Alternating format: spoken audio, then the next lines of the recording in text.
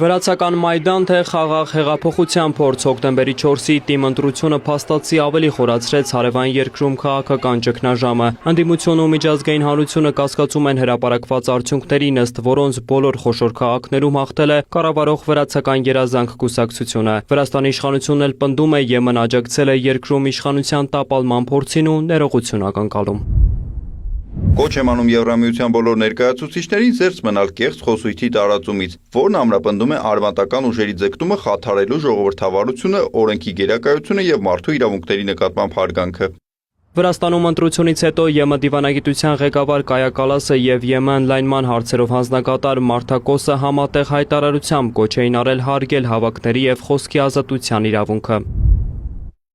Ամիսներ շարունակ անկախ լրատվամիջոցների վրա հարձակումները, քաղաքացիական հասարակության դեմ օրենքների ընդունումը, ընդդիմադիրների եւ ակտիվիստների ազատազրկումը, ինչպես նաեւ իշխող կուսակցության օգտին ընտրական օրենսգրքի փոփոխությունները կտրուկ կրճատել են մրցակցային ընտրություններ անցկացնելու հնարավորությունը։ Եվրապաշտոնյաները նաև հերքել էին Վրաստանի վարչապետ Իրակլի Կոբախիձեի մեղադրանքները, թե Թբիլիսիում տեղի ունեցած անկարգությունների համար պատասխանատու է Եվրամիության դեսպանը, որն աջակցել է սահմանադրական կարգը տապալելու փորձին։ Հոկտեմբերի 4-ի ուշ երեկոյան ընտրությունների նախնական արդյունքների հրապարակումից հետո Թբիլիսիում ցուցարարները փորձել էին ներխուժել Վրաստանի նախագահի նստավայր, սակայն իրավապահները կիրառել էին ջրցան մեքենաներ եւ արցունքաբեր գազ, կանխելով այն։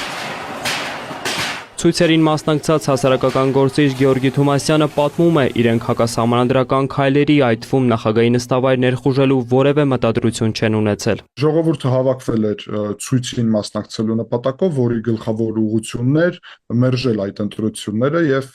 հայտարարել նրա մասին, որ չեն ընդունում այդ ընտրությունների արդյունքները եւ առհասարակ այսօրվա գործող իշխանությունը։ Այդտեղ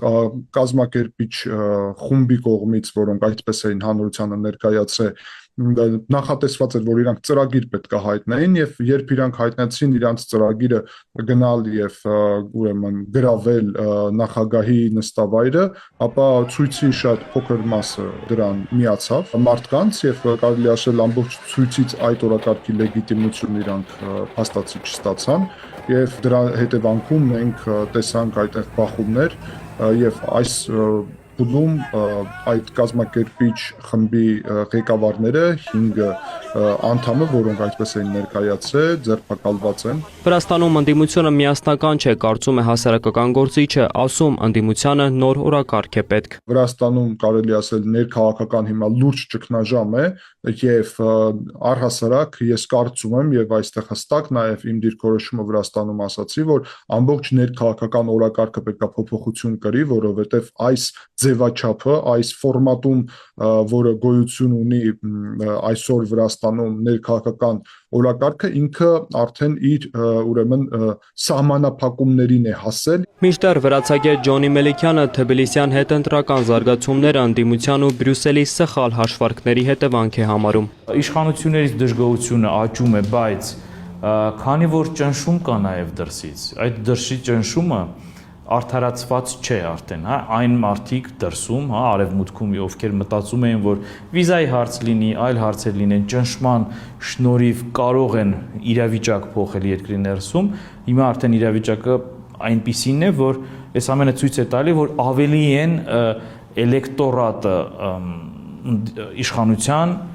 միատար դարձնում եւ ավելի սատարող են դարձնում, քանի որ այդ ճնշումները տեսանելի են, ճնշումները շատ կոպիտ են, ոչ դիվանագիտական եւ պիտի իմ կարծիքով այդ վերաիմաստավորումը նաեւ արևմուտքում տեղի ունենա։ Հայաստանի համար չափազանց կարևոր է, որ չդադարի Վրաստանի եվրոինտեգրման գործընթացը, շարունակում է փորձագետը, փաստարկում Հայաստանի ու Վրաստանի համար այդ օրակարգը ընդհանուր է։ Այս իշխանությունները դրա մասին չեն ասել, որ դադարեցնում են, ինչը լավ է, բայց վատ է, որ դրան արձագանք դեռևս չկա եւ կան նաեւ process-ներ այդ ճնշման եւ շատ կարեւոր է, որ այդ վերականգնման process-ը լինի, որ օրակարգում Բրյուսելի առանձին պետություններ չլինի, հա, տարածաշրջանային մոտեցումը լինի, ինչը ել ավելի էական է դարձնում կամ ավելի է ակտուալացնում տարածաշրջանի դինամիկան Բրյուսելի համար։ Եթե այդ հետաքրքրությունը միայն ռուսների համար խնդիր առաջացնելն է, նաև մեր օրակարգից չի բխում եւ այստեղ եւս մենք էլ ասելիք ունենք, որ համագործակցությունը մեր դրսի խաղացողների հետ դեմ չի ինչ որ երրորդ պետության։ Հայաստանը միևնույն ժամանակ ցանկանում է Վրաստանում կայունություն, բայց Վրաստանի ժողովրդավար եվրոատլանտյան ուղին եւ այսպես ասենք ուրիշ կենտրոնների ստիպված ազդեցության տակ չհայտնվելը իհարկե Հայաստանի Հանրապետության շահերի մեջ է մտնում, բայց Հայաստանի Հանրապետությունը իհարկե հարգում է Վրաստանի ներքին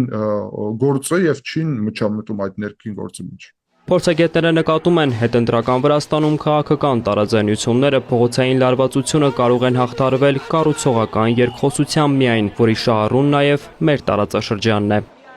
Վոլոդիա Մուշեղյան, Ռոմիկ Խաչատրյան, լուրեր։